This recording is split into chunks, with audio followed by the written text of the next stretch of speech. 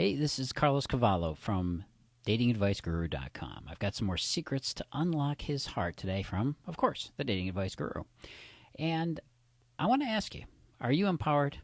Well, before you declare yourself empowered, I want you to think about that for a second because, well, I got some things to say about it. Especially before you're dating another guy. I mean, personally, I've always been into women with a strong, independent streak to them. And that probably explains why I've dated women who have a clear idea of what they want to achieve in their careers or their life in general.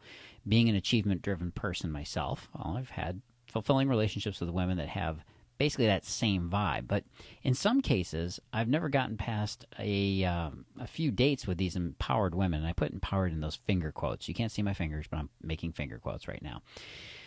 It's not because I had a problem with their attitude towards life, or I never even felt threatened by their feminine strength, if you will. It's just that their drive for success tended to spill over into their dating life. And that was a big turnoff. It definitely turned me off. The thing is that some of these women made me feel like I was just a stepping stone towards another achievement for them. In this case, of course, it was winning Mr. Right and then getting that whole happily ever after deal, right? The SUV, the house in the burbs, and the kids. You know, I'm not saying those aren't nice things to have, but being too fixated on getting there means you won't enjoy the ride. And that's not the best vibe to give off when you're dating a guy. It's good to know what you want, in other words, a relationship with a decent guy who will respect you and value you. But at the same time, though, it's also important to relax and savor the moment, whether or not he turns out to be your Prince Charming. We can't be all focused on that one all-important goal, right? If you treat dating like a big project at work, you'll just wind up being stressed out, and you'll obsess about the deadline and the goals and, of course, the performance evaluations and all that, right? Again, having this no-nonsense, balls-to-the-wall mindset at your actual job is fine. But when you're out with a guy, not so much. So remembering the be-all and end-all, I don't want you to forget the main reason why you're looking for a partner in the first place. Companionship isn't just about beating your biological clock. It's also about having somebody to hang out with and, of course, open yourself up to. Plenty of things to do as a couple. More importantly, it's about growing as a person together with that special someone. So when you're with a guy that you like, don't always keep your eye on the prize, right? The aggressive, masculine motion forward towards goals and all that stuff. Allow yourself to enjoy your experience with him, and that's rewarding in itself. And if it doesn't work out in the end, well, you know what?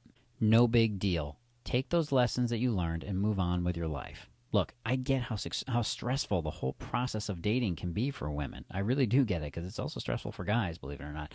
Not only do they need to tap into their social circles in the hopes of finding a guy, then there's the getting to know you and then looking for those deal breakers phase, right? When it doesn't end well, they need to go back to square one. And this can rob women of the joy that comes with dating, and it makes them sometimes pretty resentful. Worse, having bad experiences can taint a girl's outlook on men, making her even less enthusiastic about dating. Ironically, she'll give off an even less attractive vibe than before, perpetuating a later on rinse-repeat cycle of failure, right? Well, here's an antidote for that. Don't pour more of your attention into a manhunt for Mr. Right to make up for a bad experience. Instead, focus it elsewhere. Give your dating life room to breathe by having a balanced attitude towards life as a whole. You got to go with the flow. Have you ever noticed how some people are just so intense? Did they make you feel at ease, or did they make you want to feel like you had to get away from them? To avoid being that person, don't just exist to get things done. Being well-adjusted emotionally and morally speaking should also be your priority. Now, to do that, consider the following. Cultivate fulfilling relationships with people who aren't romantic prospects, like your friends, your family, your coworkers. You got to attend to your physical well-being and your spiritual needs. You got to build a thriving life with interests, passions, and pursuits that you find fulfilling. All of that is going to create a newfound perspective, not to mention a genuinely happier and a more radiant you. I know it kind of comes off as a bit of a cliche, but these are the things that pervade and really just, it's kind of like soaking into a sponge. You can't help but soak this stuff up and then come across with a much healthier attitude. And of course, above all, you got to love yourself. You got to really take care of yourself. At your very core, you'll understand that a romantic relationship is meant to make you a better person, not to fill a void or a blank or a hole where the other parts of your life should be. That way you won't feel like it's game over if a certain guy isn't meant for you. You'll take it in stride. You'll be confident that the right guy is out there, just waiting for a fun girl like you, or exactly like you, or maybe even you, to come along. This is the first step to regaining that spark in dating, and it's going to show in your eyes and your demeanor, and men will take notice. That's the real way to connect with men, having a chilled out attitude that invites them to be a part of your life. Now, of course, creating that unique connection involves knowing what your connection style is. And this is very important. Most women don't realize that they have a connection style and men have a connection style. And if you don't match his connection style, he's not going to look at you as a serious long-term prospect. So what I want you to do is find out more about your connection style as well as his. Go on over to datingadviceguru.com. That's www.datingadviceguru.com.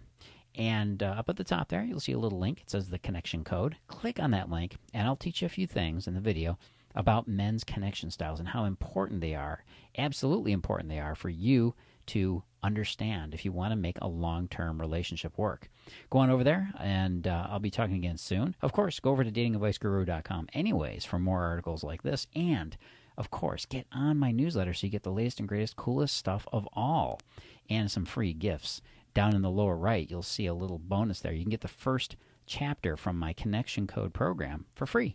Just put your email in there and get it. I'll be talking again soon. This is Carlos Cavallo from datingadviceguru.com. Go on over there, and I'll see you on the inside.